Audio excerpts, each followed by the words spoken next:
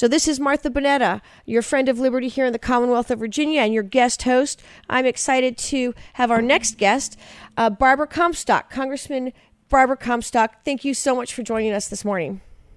Good morning. Great to be with you.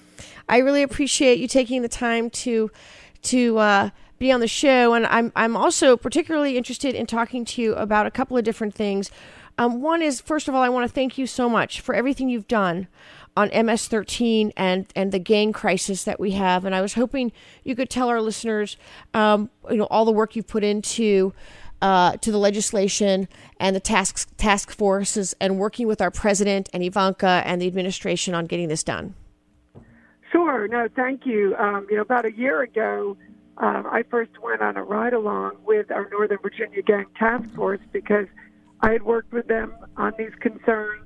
We have, thousands of, according to them, we have thousands of MS-13 in the Washington metropolitan region, which includes my district, which stretches from Fairfax County out to the West Virginia border. And so we went to work, working with the task force to make sure we were going to get them more resources. So they were on the streets, breaking up these gangs, making sure they keep the targets of these gangs, the kids, out of them, and the police, have those resources to remove them. So I put two bills together, one that got them more resources, and a second one called the Criminal Gang Removal Act. Both of these bills have now passed the House of Representatives. A couple months ago, the president had a summit, and actually the roundtable where he brought Loudoun County Sheriff Mike Chapman, myself, another, half a dozen or so members, and members of Homeland Security and the Justice Department together to talk about what we could do. And my bills were part of that.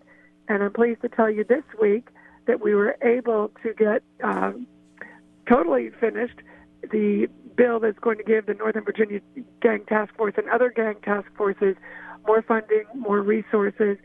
We got that money from other places, so we did it without increasing any spending, but taking other spending and putting it towards this important source. So yesterday we got this enrolled. Congressman Whitman and Bob Goodlatte were with me when the Speaker signed it. Today, I believe the Senate's going to sign off on it, and it'll be on the president's desk when he gets back from his important work he's doing. But this is a real threat to our region, and areas like Long Island, L.A., Houston, and we need to crack down on these gangs. And so I'm pleased to be able to work with Homeland Security, with the Justice Department, with the President and the White House to make sure that this is now going to get signed into law. Well, I want to thank you so much because this helps keep us all safe in our communities, and I know a lot of work went into that.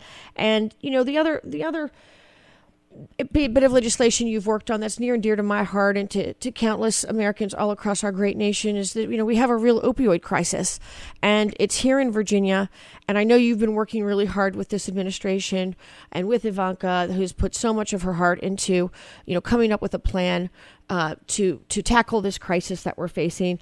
And I was just hoping you could speak to our listeners because this crisis, it doesn't matter what political party you're affiliated with. You could be Republican, Democrat, Independent, Libertarian. It doesn't matter what religion you are, the color of your skin, how old you are.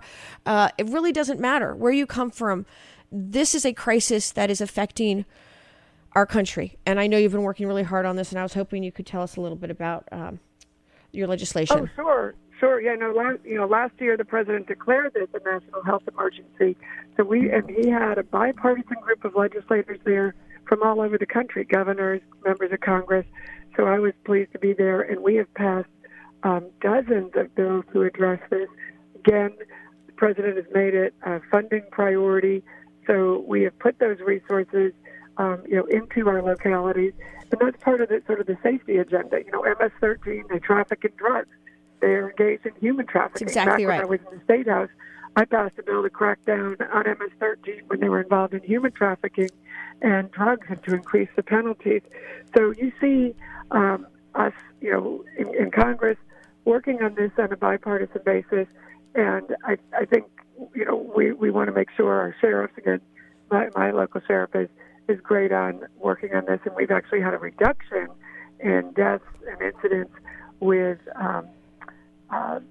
opioid and heroin deaths in Loudoun County because of the active, comprehensive approach we're bringing. But we know it's very challenging and it hits every community. But I'd also, like to talk about, the tax cuts and the impact they've had. I think I've got 6 Democrats running against me, and one of the biggest things they attack me on is that I voted for the tax cuts. Unbelievable. To put more money into the hands of our families and our businesses. And Unbelievable. I think you see that every day.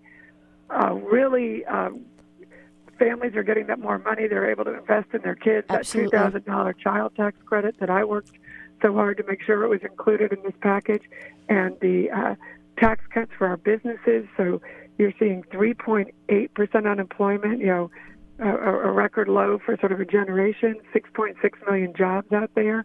And I'm really excited about what's happening in our local communities on that. And Democrats have attacked me saying, boy, she didn't just vote for this tax cut once, she voted for it twice. Well, and I have, and I'm proud that I voted. And I'm the only candidate in this race, Democrat or Republican, that's voted to cut people's taxes. I did it when I was in the State House, right, and opposed tax cuts there. Opposed tax increases there. So I opposed tax increases, and I have always voted to put more money into the pockets of our families and our businesses. Absolutely. And grow the economy. And the final thing we're working on, you're seeing this, with going with North Korea, is rebuilding our military. Again, I'll tell you, I have been supported by Ambassador John Bolton. Yes. And in the past, Nikki Haley did a fundraiser in my last campaign. Yes, both good friends of mine. Pompeo is a good friend. And this is the team that's helping President Trump absolutely get the job done so that our military now is being rebuilt with Secretary Mattis.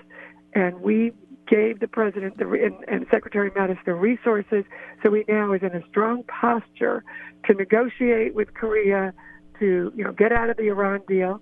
And that Iran deal, people forget, but had bipartisan opposition.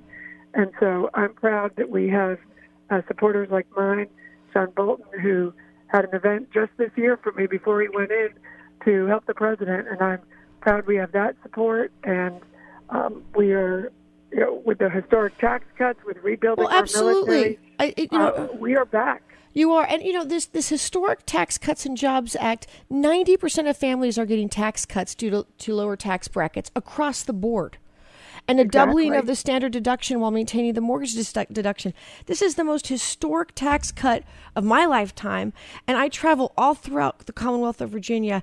There isn't a day that goes by that I don't have people that say, Martha, we are so grateful for this tax cut because of what this means to our family and what it means to everyday hardworking Americans. So I just want to thank you for that. And also my good friend Dave Bossie, if I'm not mistaken, I believe Dave Bossie has endorsed you.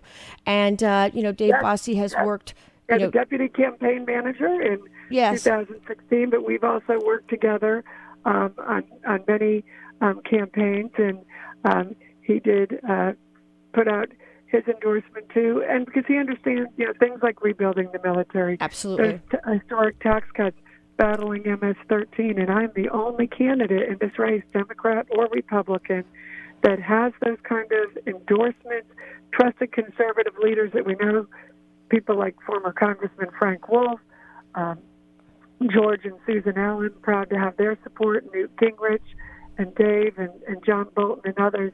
And I have worked with these conservative leaders, over my lifetime to, cut our taxes, to rebuild our military, to make sure our communities are safe and protected. And I am the only person in the town. Oh, did we lose Barbara? Was she still there? Nancy Pelosi could be sitting in the Speaker's chair again. And I've gotten more votes than Ralph Northam, than Terry McAuliffe, than any Republican or Democrat that's ever run in Virginia. Years got a few more votes than I've gotten. But we've put together the coalition of conservatives, independents, and open-minded people who want to have lower taxes. Plus, we haven't even talked about regulation, but this administration. Barbara, we're losing you. Can you hear me okay? Yes. Okay, terrific. You just faded out there for a moment. There was one other. I want to thank you because you've done so much, and you have the endorsement and support from such a wide range of political, conservatives, Republicans, including Trump supporters, and that really speaks volumes. But you did something really special, and this is dear to my heart. I always like to lift up women, Republican women, and you created something called. I like to lift up all women, but you created something called Inspire Women, and I believe that was one of the first acts that President Trump, whom I support wholeheartedly, signed into law. I guess was one of the original acts that he actually signed in after he took office, and I was hoping you could speak to that a little bit. And they reached out to us to have a bill signing because they wanted to highlight the importance of women in STEM. So I'm a chairwoman of the subcommittee on research and technology, and both the First Lady and Ivanka made that a priority to work on. So I was pleased that we were able to get that signed into law, and of course my MS-13 bill will be signed into law too. I also got a bill that the president signed.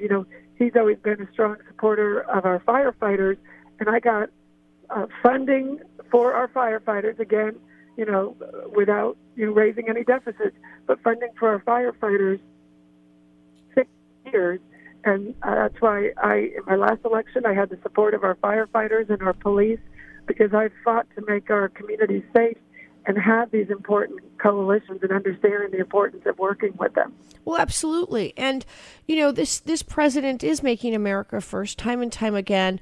My father's a veteran, and I can't tell you how much it means to my family, my extended family with so many veterans, that this president is making our veterans first. And I know you've been instrumental in helping our veterans. You're going to be talking to my colleague Scott Taylor soon. Today, we passed 14 veterans bills, and I got a new veterans office in Lynchburg in my district just this year, and the 14 bills we passed are going to give help some more choice for our veterans, and I know Scott will be talking to you more about that, but again, that's another priority that we've been able to deliver on that this year, and I can tell you the press doesn't talk about that enough, but every month we are finding new ways we can help our veterans get back to work, make sure they're getting all the benefits they deserve. I have a full-time veterans coordinator working in my office, and I will continue to do that because there is nothing more important than making sure that we are delivering on all the promises that those who have fought for us and protected us deserve.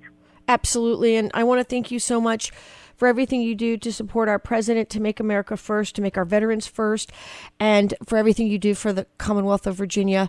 It's been a real pleasure having you on the show. Thank you so much, Barbara, and I hope you will come back on the show again soon. It's just been a real honor to know you. To vote on June 12th in the primary. We'll fight hard for you. We'll win the seat and make sure Republicans have the majority. Barbara, how can people reach out to you to help you with the campaign, or just reach out to you in general? Barbara Comstock for Congress.com. We have the Democrats are already firing away, planning on spending millions in this seat, and we're the only candidate in this race who has a campaign office.